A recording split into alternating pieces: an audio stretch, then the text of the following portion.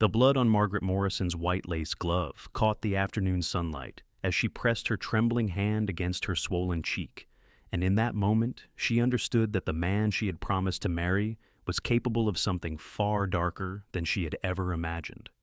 The year was 1879, and Rawlins, Wyoming, was a town that prided itself on civility despite its rough edges, where railroad money flowed freely and women were expected to marry well and keep quiet about whatever happened behind closed doors. Margaret had believed herself fortunate when Thomas Caldwell, the wealthiest merchant in town, had asked for her hand 6 months ago. But now, as she stood in the alley behind his store with her face throbbing and tears streaming down her cheeks, she wondered how she had been so blind. She had only suggested that perhaps his prices were too high for the working families who struggled to afford basic supplies. It had been a gentle observation, made over tea in his private office, nothing more than a passing comment born from genuine concern for the miners' wives she had befriended. His response had been immediate and terrifying. The teacup had shattered against the wall beside her head, and before she could draw breath to scream, his hand had connected with her face hard enough to knock her sideways into the desk. The cold fury in his eyes had been worse than the physical pain, a glimpse of something she had never seen before in the charming man who brought her flowers every Sunday after church. "You will never question me again," he had said, in a voice so quiet and controlled it made her skin crawl. "When we are married, you will learn your place, Margaret. Consider this your first lesson."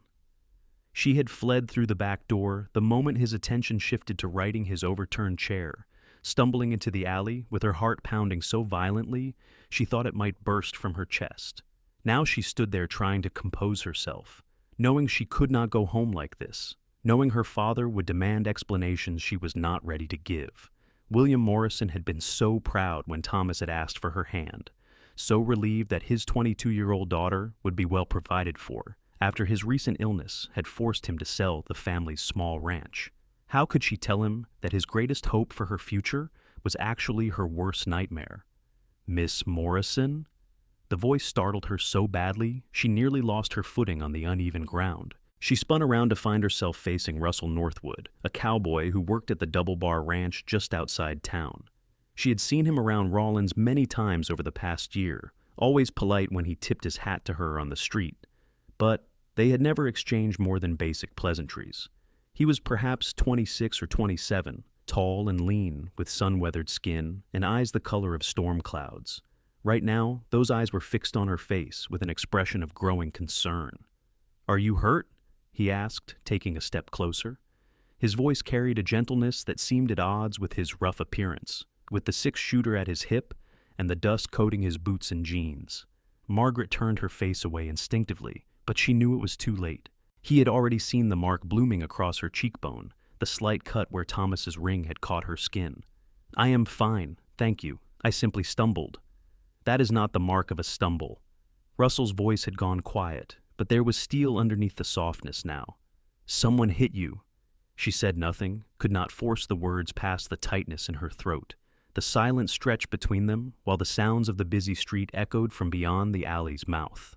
A freight wagon rumbled past. Someone shouted about fresh vegetables for sale. The normal life of Rawlins continued while Margaret's world crumbled around her. "It was him, was it not?" Russell said finally. "Caldwell." Her head snapped up despite herself, eyes wide with shock. "How did you—" "I saw you go into his store half an hour ago. You looked happy then." His jaw tightened. "And I have seen the way he treats people when he thinks no one important is watching. The way he spoke to that Chinese laundrywoman last week when she asked him to extend her credit. The way he kicked that stray dog that was sleeping by his doorstep. A man who shows cruelty to those weaker than himself will eventually show it to everyone." Margaret felt something crack inside her chest, some dam she had been holding against the truth. Fresh tears spilled down her cheeks, and she pressed her uninjured hand to her mouth to stifle the sob that wanted to escape. Russell moved closer, reaching out as if to offer comfort, but stopping short of actually touching her, as if he understood that unwanted touch might be the last thing she could bear right now. "Miss Morrison," he said gently, "please tell me you are not going to marry a man like that." The words hung in the air between them, so simple and yet so impossible. "I do not have a choice," she whispered. "My father needs the money Thomas promised." The medical bills from his illness, the debts from selling the ranch below value. Thomas has offered to pay everything, to give my father a position keeping his books. Without this marriage, my father will be ruined. There are always choices. Russell's voice was firm, but not unkind. They might not be easy choices, but they exist. Easy for you to say, Margaret said, and some of her fear transformed into anger, a hot, burning thing that felt better than the cold terror. You are a man. You can ride wherever you please, work whatever job you choose. I am a woman in a town where respectable options are scarce. What would you have me do? Exactly? Break the engagement and watch my father lose everything? Become a saloon girl to pay his debts? Russell flinched at the bitterness in her voice, but he held her gaze steadily. I would have you choose life over a slow death, because that is what staying with a man like Caldwell will be, Miss Morrison. Maybe not today or tomorrow, but eventually. Men who hit once will hit again. And again, until one day the blow lands wrong, and then it is too late for choices at all. The truth of his words settled over her like a heavy blanket, suffocating and undeniable. She had heard the whispers about Thomas's first wife, the one who had died in a tragic fall down the stairs 3 years ago. At the time, she had thought nothing of it, had even felt sympathy for the widower who seemed so lonely. Now, those whispers took on a darker significance. Even if I wanted to break the engagement, I could not do it alone, she said wearily. Thomas would never let me go quietly. He would ruin my reputation, destroy my father's name. He has the power and the money to do it. Then you need someone who is not afraid of his power. Russell pushed his hat back slightly, meeting her eyes with an intensity that made her breath catch. I am not saying I have answers for everything, Miss Morrison, but I am saying you do not have to face this alone. If you need help, if you need someone to stand with you when you tell him no, I will do it. Why? The question burst from her before she could stop it. Why would you risk yourself for a stranger? Something shifted in Russell's expression, a vulnerability appearing beneath his weathered exterior. Because I know what it is like to feel trapped by circumstances beyond your control. Because I watched my own mother stay with a man who hurt her. Watched her make excuses until the day she died with bruises hidden beneath her Sunday dress. And because I swore then that if I ever had the chance to help someone in that situation, I would not stand by and do nothing. The raw honesty in his voice stripped away Margaret's remaining defenses. She found herself really looking at him for the first time, seeing past the dusty cowboy exterior to the decent man underneath. There was strength in the set of his shoulders, but also compassion in the way he maintained a respectful distance while still offering his support. He was nothing like Thomas, with his polished manners that hid cruelty, his expensive suits that concealed a heart of stone. I do not even know you, she said softly, but it was not a rejection, merely an observation of how strange this moment was. My name is Russell Northwood. I am 27 years old, and I have worked at the Double Bar Ranch for 3 years. Before that, I drifted through Colorado and Montana, doing odd jobs, trying to figure out what kind of man I wanted to be. I am not rich, and I am not particularly educated, but I am honest and I keep my word. And right now, I am someone who wants to help you, if you will let me. Margaret drew a shaky breath, her mind racing through possibilities and consequences. Every practical part of her brain screamed that this was madness, that accepting help from a near stranger was foolish, that she should simply go home and pretend this afternoon had never happened. But the mark on her face throbbed with each heartbeat, a physical reminder that pretending was no longer an option. Thomas expects me for dinner at his house tomorrow evening, she said slowly. He wants to discuss the wedding plans with me and my father. If I am going to end this engagement, it should be done before that dinner, before more promises are made that will be harder to break. Russell nodded. Then we do it tomorrow morning. I will come to your house at 10 o'clock if that suits you. We will go to Caldwell together, and you will tell him the engagement is over. I will be there to make sure he accepts your decision without argument. He will be furious, Margaret warned. He might try to hurt you. A grim smile touched Russell's lips. He can try, but I have handled angry bulls and ornery broncos. I think I can manage one bully who is used to getting his way with people who cannot fight back. Despite everything, Margaret felt a small flutter of hope in her chest, the first she had experienced since Thomas's hand had struck her face. It was a fragile thing, easily crushed, but it was there nonetheless. "All right," she said. "Tomorrow morning at 10. My father and I live in the small yellow house on Maple Street, the one with the rose bushes out front." "I know it," Russell said. "I will be there."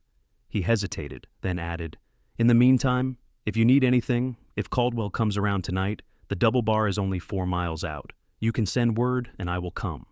"Thank you," Margaret said, and she meant it with every fiber of her being. "I do not know how I will ever repay this kindness." "No repayment needed. Just promise me you will be safe tonight. Do not let him corner you alone anywhere." She nodded, already planning how she would avoid Thomas until the morning. It would not be difficult. He would expect her to go home and compose herself, to hide the evidence of what he had done and pretend tomorrow that everything was fine. The thought of how well he would expect her to play that role made her sick to her stomach.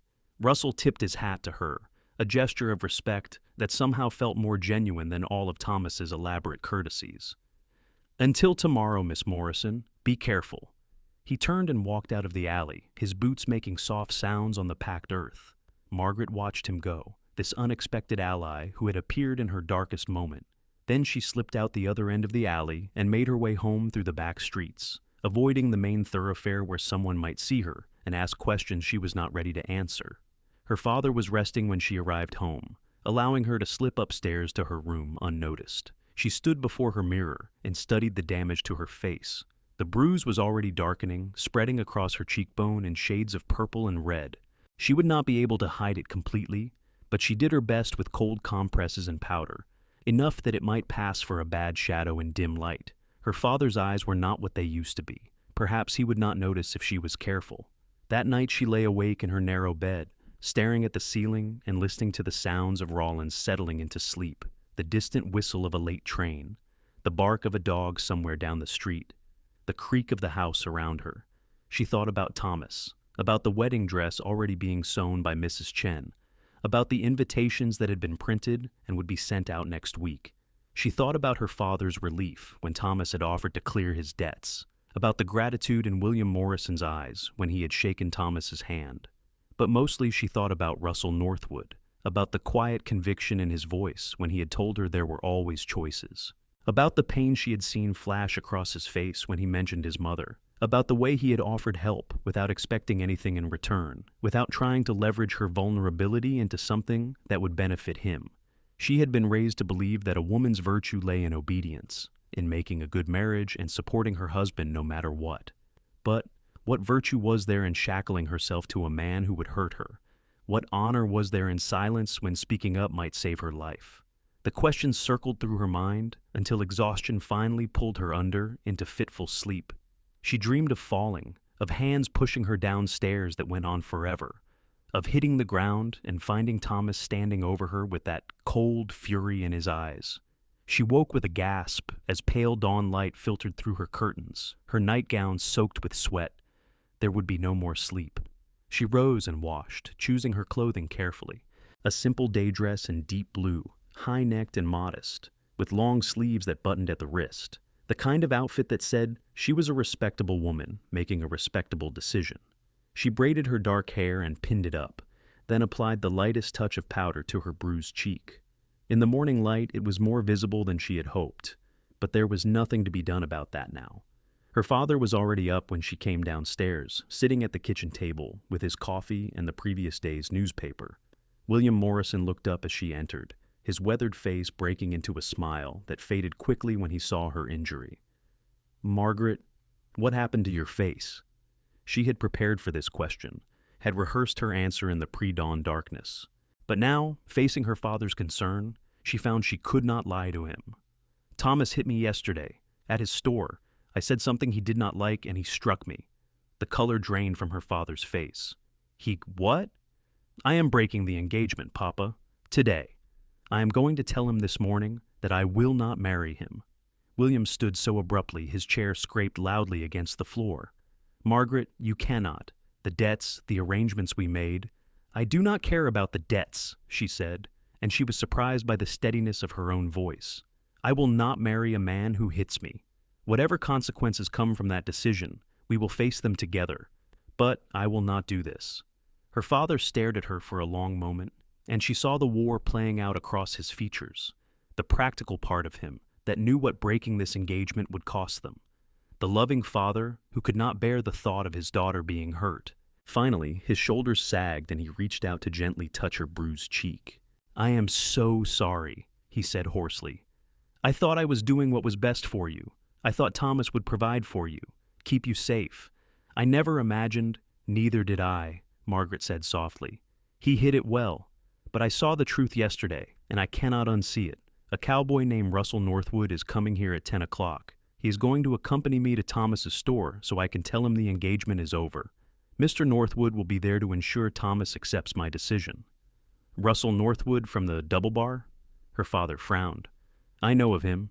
Good reputation, hard worker. But Margaret, asking him to be involved in this could put him in danger. Thomas has friends, influence." "I know, but Mr. Northwood offered his help freely, knowing the risks. And Papa, I cannot do this alone. I am too afraid of what Thomas might do if I try to end things with no one there to witness it." William Morrison's jaw tightened, and for a moment she saw a flash of the strong rancher he had been before illness had weakened him. "Then I will come with you as well. Whatever else may be true, you are still my daughter, and I will not let you face this without family beside you." Gratitude welled up in Margaret's chest so strongly it brought tears to her eyes. "Thank you, Papa." They ate a quiet breakfast neither of them really tasted, watching the clock tick slowly toward 10. Margaret's stomach churned with anxiety, but beneath it was that same fragile hope she had felt in the alley yesterday. She was making a choice, taking control of her own fate. Whatever came next, it would be on her own terms. Russell arrived exactly at 10 o'clock, riding a sturdy bay horse and leading a second mount. He dismounted and tied both horses to the fence before approaching the house. He had cleaned up since yesterday, Margaret noticed. His shirt was pressed, his hat looked freshly brushed, and he had shaved away yesterday's stubble, but he still wore his gun belt, the six-shooter visible at his hip.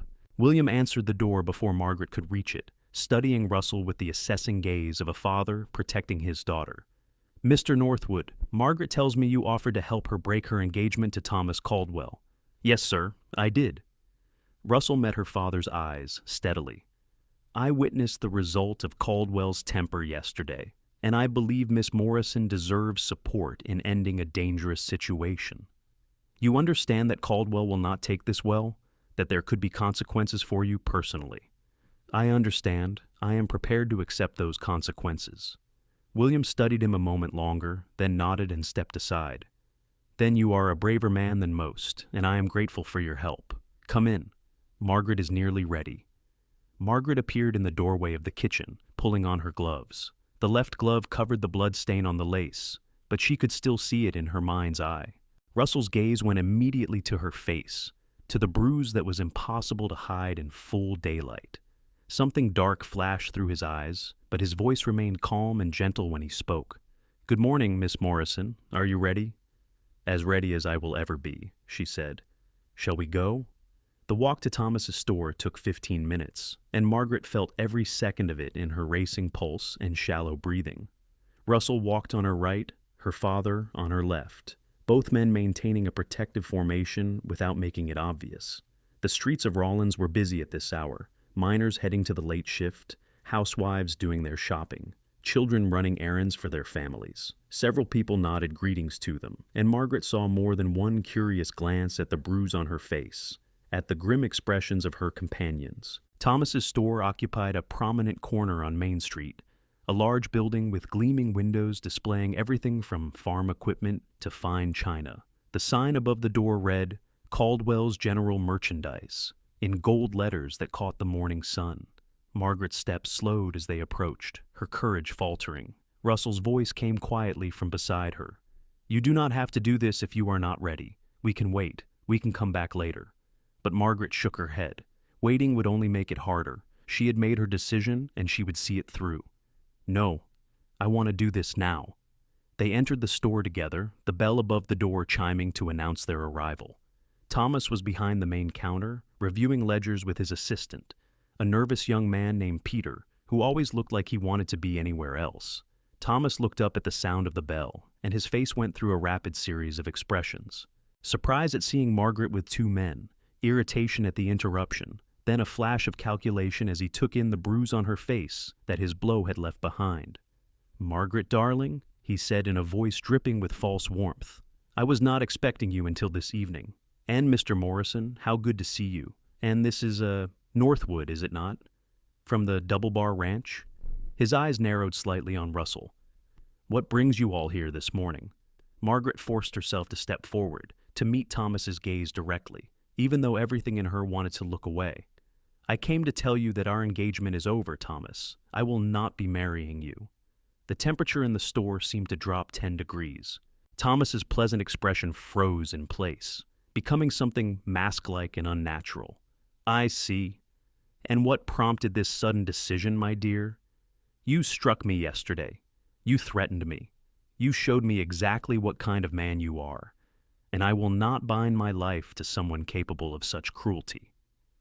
"I was simply correcting you," Thomas said, his voice taking on a hard edge. "You overstepped and needed to learn the proper boundaries of wifely behavior. Surely you understand that a husband has the right to discipline his wife when necessary?" "I am not your wife," Margaret said firmly, "and I never will be. The engagement is ended. I will return your ring today." She began pulling off her glove to remove the small diamond ring Thomas had given her. But before she could, Thomas moved with surprising speed. He came around the counter and grabbed her wrist hard enough to make her gasp in pain. "You will do no such thing. We have an agreement, Margaret. Your father's debts are being paid because of that agreement. You cannot simply walk away whenever you feel like it. Let go of her." Russell's voice cut through the tension like a knife. He had moved even faster than Thomas, positioning himself within arm's reach. His hand rested casually on the butt of his six-shooter, the gesture unmistakable in its implication. Thomas's eyes flicked to Russell, assessing. "This does not concern you, Cowboy. This is a private matter between myself and my fiancé." "Your former fiancé," Russell corrected, "and it became my concern the moment you put your hands on her against her will. I will ask you once more, let her go." For a moment Margaret thought Thomas would refuse, would let his pride push them all into violence. She could see him weighing his options, calculating whether his status in town would protect him if he ordered Russell thrown out or arrested. But he must have seen something in Russell's eyes that gave him pause, because he released Margaret's wrist with a forced laugh. "Very well, if the lady insists on being dramatic about a simple misunderstanding." He turned his attention to William. "But you understand, Morrison, that without this marriage, our financial arrangement is void. I will expect immediate repayment of all funds already disbursed toward your debts. That would be $1,200, if memory serves." William's face went pale, but he stood straighter and met Thomas's gaze without flinching. "I understand. I will find a way to repay you, even if I must sell everything I own." "How noble," Thomas said with a sneer. "And in the meantime, your daughter's reputation will be ruined. A broken engagement, rumors about her instability. No decent man in Rawlins will have her after this. You are condemning her to spinsterhood, or worse." "Better a spinster than a widow with suspicious bruises," Russell said quietly, and Margaret heard the steel beneath his words. "We all heard about your first wife's unfortunate accident. Caldwell. Funny how these tragedies seem to follow you." Thomas went very still, his expression turning murderous. "You want to be very careful about what you are implying, Northwood."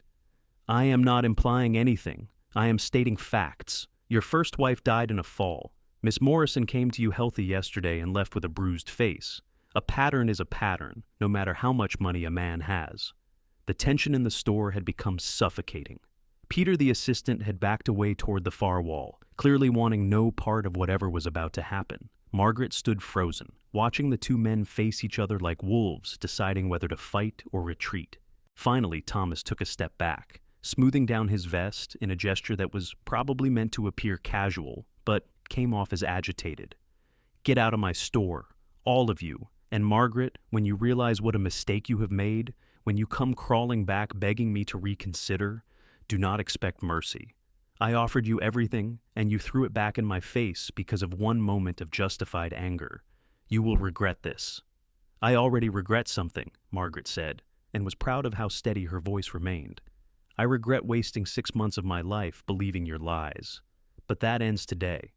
She pulled off the engagement ring and set it on the counter with a decisive click. Then she turned and walked out of the store with her head high, her father and Russell falling into step beside her. The bell chimed again as the door closed behind them, a cheerful sound at odds with the confrontation they had just survived. They made it halfway down the block before Margaret's legs began to shake so badly she had to stop. She pressed one hand against the wall of the millinery shop, breathing hard, the delayed reaction of terror and relief hitting her all at once. "You did it," Russell said softly. "It is over. You are free of him." "Not quite free," William said grimly. "I truly do owe him that money, Margaret. Without a way to repay it, he could have us brought before a judge. I might lose the house." "The house is just a building, Papa. You are more important than any building. But where will we go? How will we live?" Russell cleared his throat. "If I might make a suggestion, the Double Bar is always looking for good hands. The owner, Mr. Turner, is a fair man. I could put in a word for you, Mr. Morrison. I know your health is not what it used to be, but we need someone to help with the books and manage supplies. The pay would not be much to start, but it comes with a small cabin on the property. You could live there rent-free while you save up to pay off your debt." William stared at Russell. "You would do that for us? After we have brought you nothing but trouble?" "You have brought me nothing but the chance to do what is right," Russell replied. "Besides, I have been at the Double Bar long enough to have some say in hiring decisions. Mr. Turner trusts my judgment. If you are willing to work hard, I think we can find a place for you." Margaret felt tears prick her eyes again, but these were different from the tears she had shed yesterday. These were tears of gratitude, of overwhelming relief that there might be a path forward after all. "Mr. Northwood, we cannot possibly repay you for this kindness. I told you yesterday, no repayment needed." Russell's storm-gray eyes met hers, and she saw warmth in them that made her breath catch. "Just promise me you will never let anyone treat you that way again. Promise me you will remember that you deserve better." "I promise," she whispered. They walked together to the Morrison house, where William began the difficult task of sorting through what possessions they would need to bring to a small cabin, and what could be sold to start paying off the debt to Thomas. Russell helped them make lists and calculate values, his presence somehow making the overwhelming task feel manageable. He stayed for lunch, accepting the simple meal of bread and cheese with genuine appreciation, and Margaret found herself studying him when he was not looking. He was so different from Thomas in every way that mattered. Where Thomas had been all polish and careful presentation, Russell was genuine and unguarded. He laughed easily at William's stories about ranching in the old days, offered thoughtful opinions when asked, and never once tried to dominate the conversation or prove his superiority. He had rough edges, certainly. His hands were calloused and scarred from hard work. His grammar was sometimes imperfect. But beneath that exterior was a depth of character that Thomas's expensive education had never provided. When Russell finally rose to leave, promising to speak with Mr. Turner that very afternoon, Margaret walked him to the door. They stood on the porch for a moment, the afternoon sun warm on their faces, and she found herself reluctant to let him go. "Mr. Northwood," she began, then hesitated. "Russell, I do not know how to thank you properly for everything you have done. You appeared in my life at exactly the moment I needed help, like an answer to a prayer I did not know I was making." Russell's weather-worn face softened. "I am just glad I was there, Margaret. And I am glad you were brave enough to accept help. A lot of people would have been too proud or too scared to let a stranger step in like that." "I was scared," she admitted. "I am still scared. Thomas is not going to let this go easily. He is a man who demands control, and I just took that control away from him. He will try to hurt us somehow." "Then we will deal with it when it happens," Russell said firmly. "You are not alone in this, Margaret. You and your father have friends now. That is worth something out here." "Friends." The word settled over her like a warm blanket, comforting and real. After 6 months of trying to mold herself into the kind of woman Thomas wanted her to be, sacrificing pieces of herself to please him, the idea of simple friendship felt revolutionary. "Friends?" she repeated, smiling. "Yes, I would like that very much." Russell tipped his hat to her, that same gesture of respect he had shown in the alley yesterday. But this time, she noticed the way his eyes lingered on her face, not on the bruise, but on her smile. There was something in his expression she could not quite name, something that made her heart skip in a way that had nothing to do with fear. The next 3 weeks passed in a flurry of activity. Russell was as good as his word, securing a position for William at the Double Bar Ranch. The work was not physically demanding, mostly involving keeping the ranch's financial records and managing inventory for supplies, but it provided enough income to start chipping away at the debt to Thomas. The cabin that came with the position was small but well built, with 2 bedrooms and a kitchen that got excellent morning light. Margaret threw herself into making the cabin into a home, sewing curtains from cheap fabric, and planting a small herb garden outside the kitchen door. It was hard work, harder than anything she had done in town, where there had been more conveniences. But there was satisfaction in it too, in building something with her own hands rather than simply managing a household staff the way she would have done as Thomas's wife. Russell stopped by often, always finding some excuse to check on how they were settling in. He brought them fresh vegetables from the ranch garden. He helped William repair a loose board on the porch steps. He taught Margaret how to shoot his old rifle so she would feel safe when alone at the cabin while the men were working. Each visit was brief, never improper, but Margaret found herself looking forward to them with an intensity that surprised her. She was falling for him. The realization came to her one evening as she watched him laugh at something her father had said, his face illuminated by the warm glow of the oil lamps. It was not the desperate, grasping feeling she had mistaken for love with Thomas, the sense that she needed to secure his affection, to secure her future. This was something gentler and deeper, a growing recognition of Russell's basic goodness, of the way he treated everyone with the same respect, regardless of their station. He was kind to the Chinese cook at the ranch, learning a few words of her language to make her smile. He was patient with the young stable boy who sometimes mixed up instructions. He stood up to the ranch foreman when the man wanted to dock pay from a hand who had been injured on the job. Russell Northwood was exactly the kind of man her father had always told her to look for, the kind who proved his character through actions rather than words. But she had no idea if he felt the same way. He was always proper around her, never overstepping or making her uncomfortable. She could not tell if his frequent visits were born from genuine interest in her, or simply from a desire to ensure she and her father were truly safe from Thomas's reach. Thomas had indeed not let things go quietly. Word had spread through Rawlins about the broken engagement, and with it came rumors that Thomas was carefully spreading. Margaret was unstable, prone to dramatic outbursts. She had imagined the violence, exaggerated a simple argument into something more serious. The Morrison family was ungrateful, taking Thomas's money and then refusing to honor their agreement.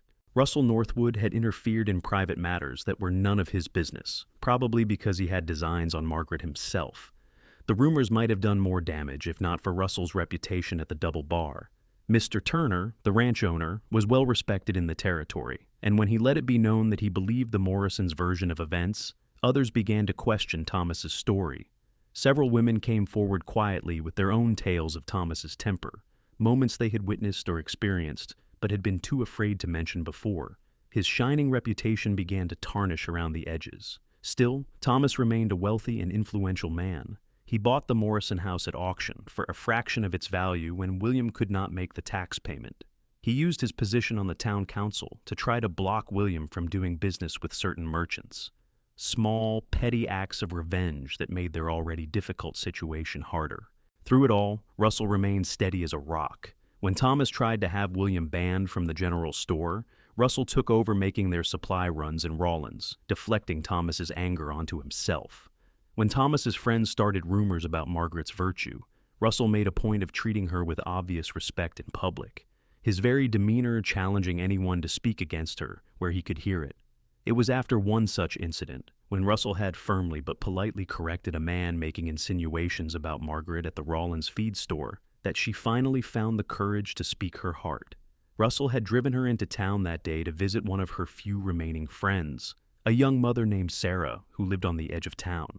On the way back to the ranch, as the wagon rolled through the late afternoon sunshine, Margaret turned to him with her heart pounding. "Russell, why do you do this?" He glanced at her, confused. "Do what?" "Defend me, protect me. You have put yourself in Thomas's crosshairs repeatedly over the past month. He could make your life very difficult if he wanted to. Yet, you keep standing up for me. Why?" Russell was quiet for a long moment, his attention seemingly fixed on the road ahead.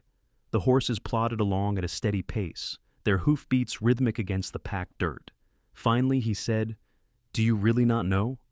"I have my hopes," Margaret said softly, "but I would rather have certainty." He pulled the wagon to a stop there on the empty road, setting the brake and turning to face her fully. The afternoon sun cast his features in warm light, highlighting the strong line of his jaw, the slight curl of his dark hair where it touched his collar.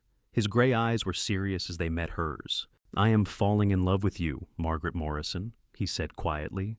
"I think I started falling the moment I saw you in that alley, so brave and scared all at once, and every day since has just made it worse, better, harder. I do not even know what word I am looking for. All I know is that I want to be near you. I want to make you smile. I want to keep you safe from anyone who would hurt you.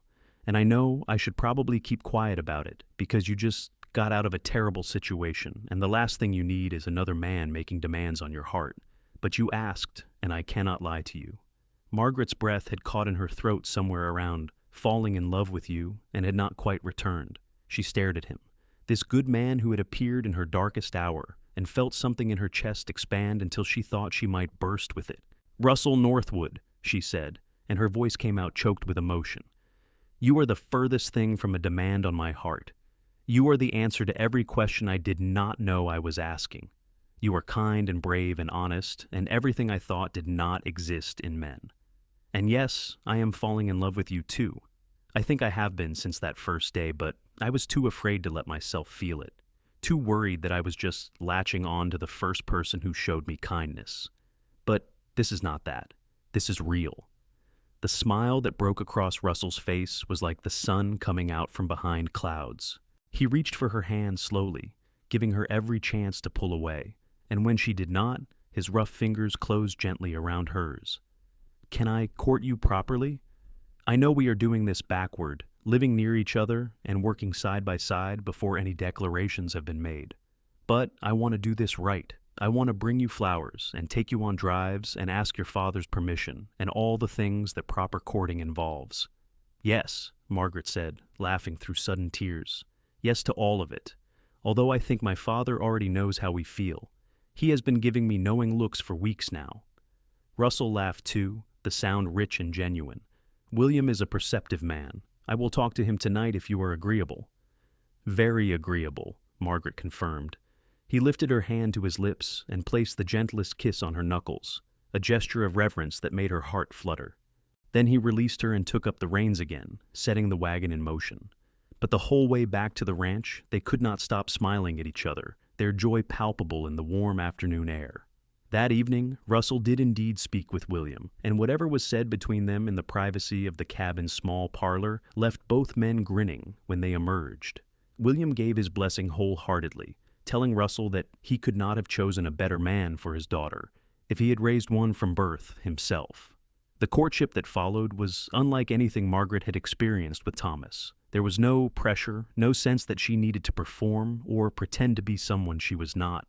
Russell seemed to genuinely enjoy spending time with her doing ordinary things. They took long walks around the ranch property, talking about everything and nothing.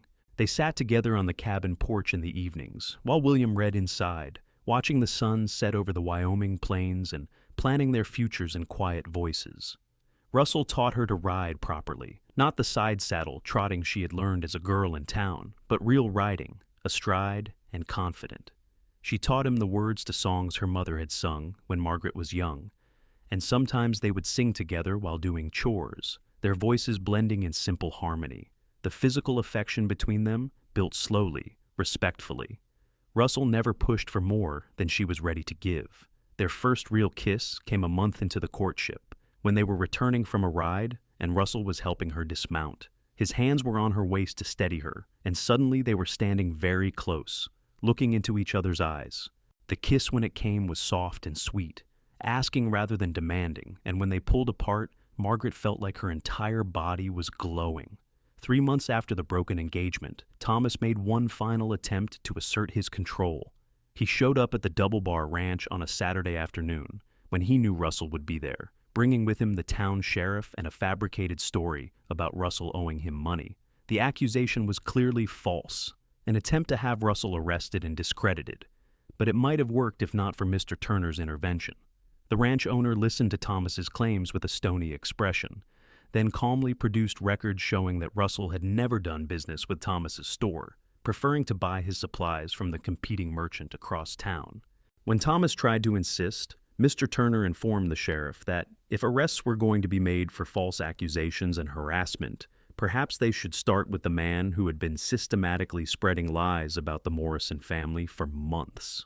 The sheriff, who had never particularly liked Thomas's arrogant attitude, was more than happy to suggest that Thomas leave the property and stop wasting everyone's time.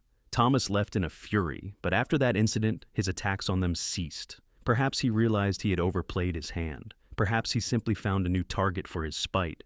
Either way, the constant tension that had marked their first months at the ranch began to ease. As summer turned to fall and fall to winter, Margaret found herself settling into a life she had never imagined but would not trade for anything. The work was hard, but satisfying. The cabin was small, but felt more like home than the townhouse ever had. And Russell was a constant presence, steady and loving, showing her every day what real partnership looked like. He proposed on a cold December evening, with snow falling softly outside the cabin windows. They were alone, William having gone to the main ranch house for dinner with Mr. Turner and the other senior hands. Russell had cooked dinner for them, a simple but hearty stew, and they were washing dishes together when he suddenly set down the plate he was holding and turned to her. "Margaret, I do not have a fancy ring or a perfectly planned speech, but I love you more than I thought it was possible to love anyone. These past months with you have been the happiest of my life. I want to spend every day for the rest of my life making you as happy as you make me. Will you marry me?" Margaret set down her own dish with trembling hands, her eyes filling with joyful tears. "Yes, yes, of course yes." Russell pulled her into his arms, holding her close, and she felt the rapid beat of his heart against her cheek. When he kissed her this time, it was deeper than before, filled with promise and passion and the sure knowledge that this was right. This was real. This was forever. They married in early spring of 1880, in a small ceremony at the ranch with just family and close friends attending. Margaret wore a simple dress she had sewn herself, white cotton with blue embroidery at the collar and cuffs. Russell wore his best shirt and a new vest Mr. Turner had given him as a wedding gift. William walked her down the makeshift aisle set up in the ranch's main barn, which had been cleaned and decorated with wildflowers for the occasion. The vows they spoke were traditional, but when Margaret said, "I do," she meant it with every fiber of her being. This was nothing like the hollow promises she had been about to make to Thomas. This was a covenant born from genuine love and respect, a partnership between equals who had chosen each other freely. The celebration afterward was lively and joyful, with food contributed by everyone on the ranch and music provided by hands who could play fiddle and guitar. Margaret danced with her new husband under the spring sky, laughing as he spun her around, and thought that she had never been so perfectly happy. Mr. Turner gave them a week away from their duties as a wedding present, and they spent it in a small cabin even further out on the ranch property, a lined shack usually used by hands during roundup season. It was primitive, just one room with a fireplace and a bed, but it was theirs alone for 7 precious days. The physical consummation of their marriage was tender and careful, Russell constantly checking that she was comfortable, that she wanted to continue. The consideration he showed her, even in passion, moved Margaret to tears. This was what intimacy should be, she realized. A gift freely given between two people who loved each other, not something demanded or taken by force. Afterward, lying in Russell's arms with the firelight dancing across the cabin walls, Margaret felt a peace she had never known before. Her life had not turned out the way she had planned. She was not a wealthy merchant's wife living in a fine house in town. She was a ranch hand's wife living in a tiny cabin and working harder than she ever had before. But she was happy, truly, deeply happy. And that was worth more than all of Thomas's money and status combined. When they returned to regular life at the ranch, Margaret discovered she had a knack for working with horses.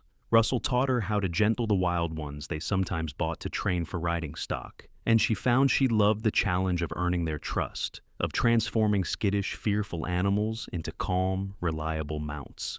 Mr. Turner was impressed enough to give her the formal title of assistant trainer with a small increase in pay that she and Russell carefully saved. The debt to Thomas was paid off completely by the fall of 1880, a full year after Margaret had broken their engagement. William made the final payment in person, handing over the cash at Thomas's store with quiet dignity. Thomas accepted the money without comment, his face revealing nothing, but as William turned to leave, Thomas spoke. "You could have had everything, Morrison. Your daughter could have been one of the wealthiest women in the territory. Instead, she is a ranch hand's wife living in poverty." William looked back at him with something like pity in his eyes. "My daughter has something worth far more than wealth. She has a husband who loves her and treats her with respect. She has honest work that she is good at. She has peace and safety and joy. In my book, that is everything. The poverty is yours, Caldwell. You are a wealthy man who cannot see past his own pride to understand what truly matters." He walked out without waiting for a response, leaving Thomas standing alone in his store full of expensive things and empty of anything that mattered. The years that followed were not without challenges. Ranch life was unpredictable, subject to the whims of weather and market forces. There were hard winters when supplies ran low and everyone had to tighten their belts. There were dry summers when water was scarce and tempers ran short. But through it all, Margaret and Russell faced everything together, their love deepening with each season that passed. Their first child was born in the spring of 1882, a healthy boy they named Robert William Northwood after his father and grandfather. Margaret labored for 14 hours before the baby came, with Russell never leaving her side, despite the midwife's suggestion that he wait outside. He held her hand through every contraction, wiped her face with cool cloths, whispered encouragement when she was sure she could not go on. And when the baby finally came, when the midwife placed their son in Margaret's arms, Russell wept openly with joy and relief. William was besotted with his grandson, spending every free moment doting on the baby. It gave Margaret joy to see her father so happy, so engaged with life again after the dark period when his illness and debt had nearly broken his spirit. Robert gave him new purpose, a reason to stay healthy and active. Russell proved to be a natural father, patient and playful with the baby. Margaret would often find them together, Russell talking to Robert in a soft voice about horses and cattle and all the things he would teach him when he was older. The sight never failed to make her heart swell with love. 2 years later, in 1884, they had a daughter they named Rose Margaret Northwood. This time, the labor was shorter, only 8 hours, and Russell was again beside Margaret the entire time. Rose was tiny and perfect, with her father's gray eyes and her mother's dark hair. Robert, now 2 years old, was fascinated by his baby sister, wanting to help with everything from feeding to changing diapers. By 1885, Margaret and Russell had saved enough money to buy a small piece of land adjacent to the Double Bar Ranch. It was only 20 acres, but it was theirs, bought and paid for with years of hard work and careful saving. They built a modest house on it, larger than the cabin but still simple, with a bedroom for them and one for the children to share. There was a barn for the horses Russell was breeding, a garden plot for vegetables, and a wide porch that faced the setting sun. William moved with them, his health having declined enough that he could no longer work full-time, but still able to help watch the children and tend the garden. He passed away peacefully in his sleep in the winter of 1887, with his family around him and a smile on his face. They buried him on a gentle rise overlooking the property, and Margaret planted roses around the grave, tending them faithfully every spring. The loss was hard, but Margaret took comfort in knowing her father had died happy, surrounded by love, having seen his daughter build a good life despite the difficult beginning. He had lived long enough to see both grandchildren, to know that the Morrison name would continue with honor. Russell was Margaret's rock through the grief, as he had been through everything else. He held her when she cried, told her stories about William that made her laugh through her tears, and made sure she knew she was not alone. Their marriage had been forged in crisis, but it had been strengthened by years of partnership and mutual respect. They were more than lovers now. They were best friends, co-parents, business partners. They were each other's home. In 1889, they had a third child, another son they named Daniel. Russell joked that they were building their own ranch crew, but Margaret could see the pride in his eyes when he held his newborn son. 3 healthy children, a paid-off house on their own land, a successful horse-breeding business. They had built something real and lasting together. Thomas Caldwell had remarried in 1886, taking a young woman from back east as his bride. The marriage lasted less than a year before she fled back to her family, though she never spoke publicly about what had driven her away. Thomas's business began to decline after that, his reputation finally catching up with him. By 1890, he had sold the store and moved to Denver, leaving Rollins behind. Margaret heard the news with a sense of closure. The man who had once held such power over her life was gone, defeated not by any active revenge on her part, but simply by the consequences of his own character. She had moved on long ago, building a life so full and rich that Thomas barely crossed her mind anymore. The Northwood Horse Ranch developed a reputation for quality breeding stock, with buyers coming from as far as Colorado and Montana to purchase their horses. Russell's training methods, which emphasized patience and kindness over harsh breaking, produced calm, reliable animals that commanded premium prices.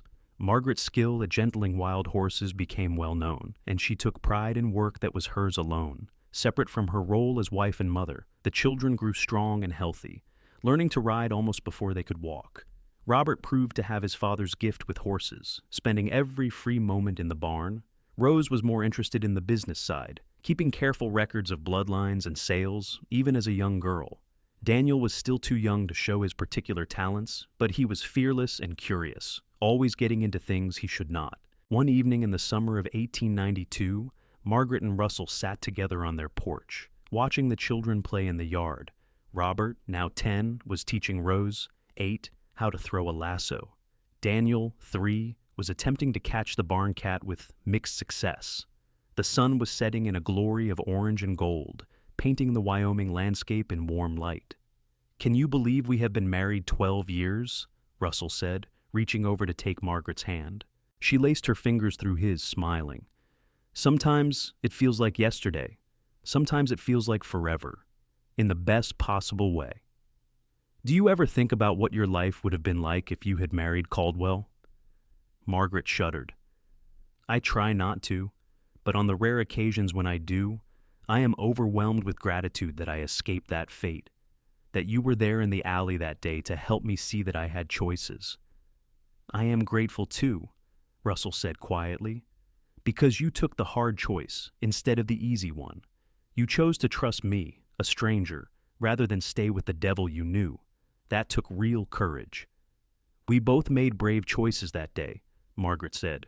"You chose to stand up to a powerful man on behalf of someone you barely knew. That took courage too." Russell brought her hand to his lips, kissing it gently. "Best choices we ever made?" Margaret leaned her head against his shoulder, breathing in the familiar scent of him. Leather and hay and sunshine. She thought about the terrified woman she had been in that alley 13 years ago, bruised and trapped, and certain her life was over. If she could go back and tell that woman what was waiting for her on the other side of fear, would she even believe it? Would she believe that the dusty cowboy who offered help would become the love of her life? That they would build a home and a family and a business together? That she would be genuinely deeply happy? Probably not. But that was all right. Some things had to be lived to be believed. "Mama, Papa, watch me," Rose called from the yard, successfully lassoing the fence post on her third try. She beamed with pride at her accomplishment. "Well done, sweetheart," Margaret called back. "You are a natural." Russell squeezed her hand, and when she looked at him, his gray eyes were soft with love and contentment. "Thank you," he said. "For what?" "For saying yes, for taking a chance on a cowboy with more heart than money, for building this life with me, for everything." Margaret smiled, feeling her heart overflow with joy so complete it was almost painful.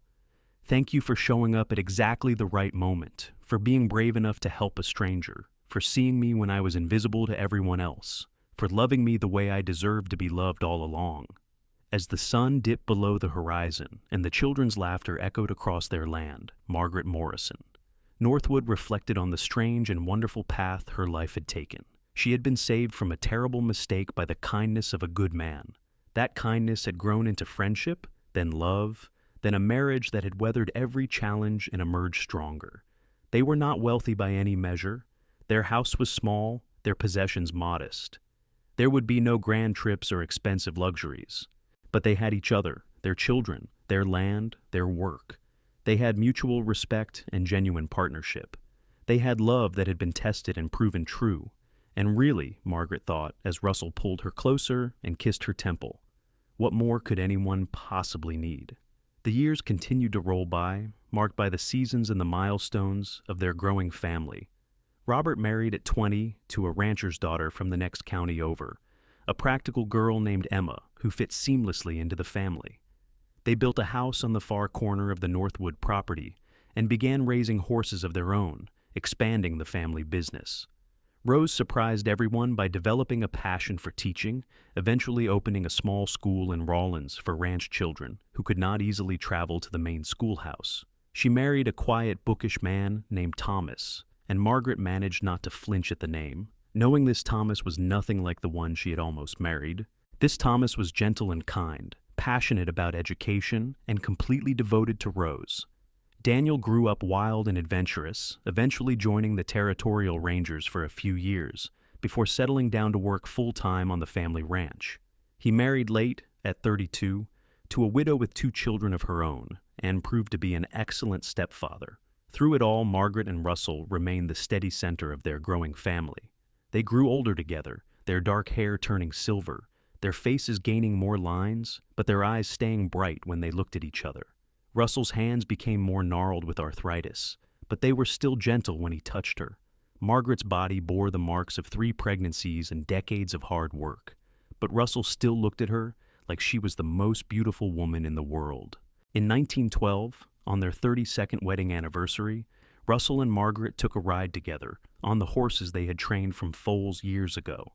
They rode to the top of the highest hill on their property, where they could see the entire spread laid out below them. The original 20 acres had grown to over 100 through careful purchases and hard work. The modest house had been expanded to accommodate visiting children and grandchildren.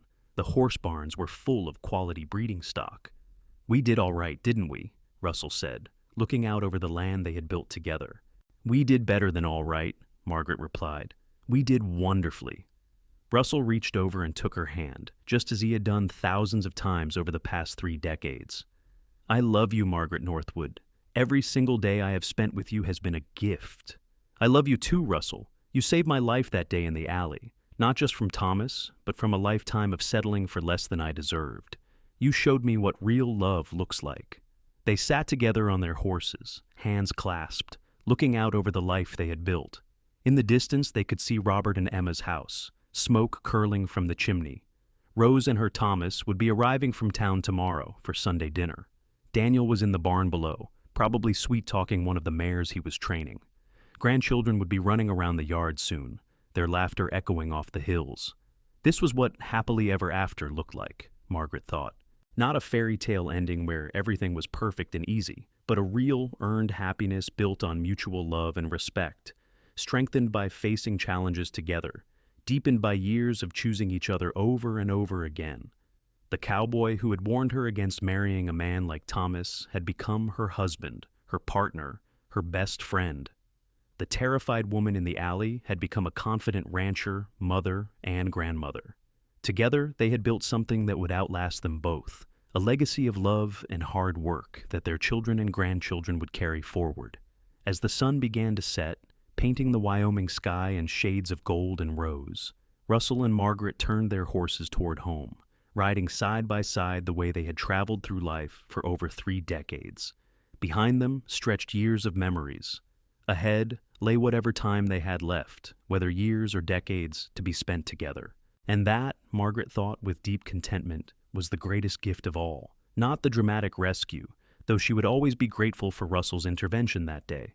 Not the passionate romance, though their love had been and remained strong and true. But the simple, profound joy of spending your life beside someone who loved you completely, respected you deeply, and chose you daily. Someone who kept his promises and stood by your side through every challenge. She had escaped a marriage that would have destroyed her and found one that had made her whole. She had taken the terrifying leap of trusting a stranger and discovered her soulmate. She had chosen courage over comfort and been rewarded beyond measure. The story that had begun in fear and violence in a Rawlins alley had transformed into a love story for the ages, not because of grand gestures or dramatic declarations, but because of 2 people who had recognized in each other something worth fighting for, something worth building a life around, something that would last not just for a lifetime, but for generations to come.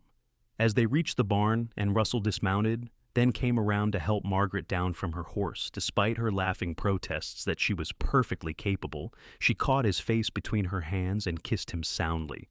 After 32 years of marriage, he could still make her heart flutter with nothing more than a smile. "What was that for?" he asked, grinning. "For everything," Margaret replied. "For being you, for loving me, for the life we have built together, for showing up in that alley all those years ago and seeing me when I desperately needed to be seen." "Best thing I ever did," Russell said, pulling her close. "Well, that and convincing you to take a chance on a dusty cowboy with nothing to offer but an honest heart." "An honest heart was all I needed," Margaret said softly. "An honest heart and the courage to choose love over security, truth over comfort, real partnership over gilded captivity." They walked toward the house together, arms around each other, as the last light faded from the sky and the stars began to emerge overhead. The same stars that had witnessed that first meeting in the alley. The same stars that had shone on their wedding day. The same stars that would watch over their family for generations to come. Inside the house, warmth and light awaited them. Tomorrow would bring its own challenges and joys, as every day did. But tonight was for resting in the knowledge that they had built something real and lasting, that they had chosen well, that the gamble they had taken on each other, two near strangers joining forces against a world that seemed determined to crush them, had paid off beyond their wildest dreams. Margaret Morrison, who had almost married Thomas Caldwell in 1879, had instead married Russell Northwood. The difference between those two paths was the difference between death and life, between misery and joy, between existing and truly living. And she would spend the rest of her days grateful that a cowboy with storm-gray eyes and a gentle heart had appeared in her darkest moment and said the words that changed everything. "Please don't marry a man like that." He had not just warned her away from danger. He had offered her an alternative, a partnership built on respect, a love built on genuine affection, a life built together, brick by brick and day by day, into something beautiful and enduring. As Margaret settled into bed that night, Russell's arm warm around her waist, she smiled into the darkness. This was what it meant to be truly loved. This was what it meant to be truly safe. This was what it meant to choose wisely and be chosen in return. The past was behind them, full of lessons learned and battles won. The future was ahead, unknown but faced together. And the present was right here, right now, in the warmth of their bed and the steady beating of their hearts. Margaret closed her eyes and drifted into peaceful sleep, grateful for every moment of the life she had built with the cowboy who had saved her, loved her, and stood beside her through everything. The life they were still building day by day, with 3 children grown and thriving, with grandchildren learning to ride, with land they owned free and clear, with love that had only grown stronger with time. This was their happily ever after, earned through courage and maintained through choice, as real and solid as the Wyoming earth beneath their house, and as enduring as the mountains on the horizon. And it was more than enough. It was everything.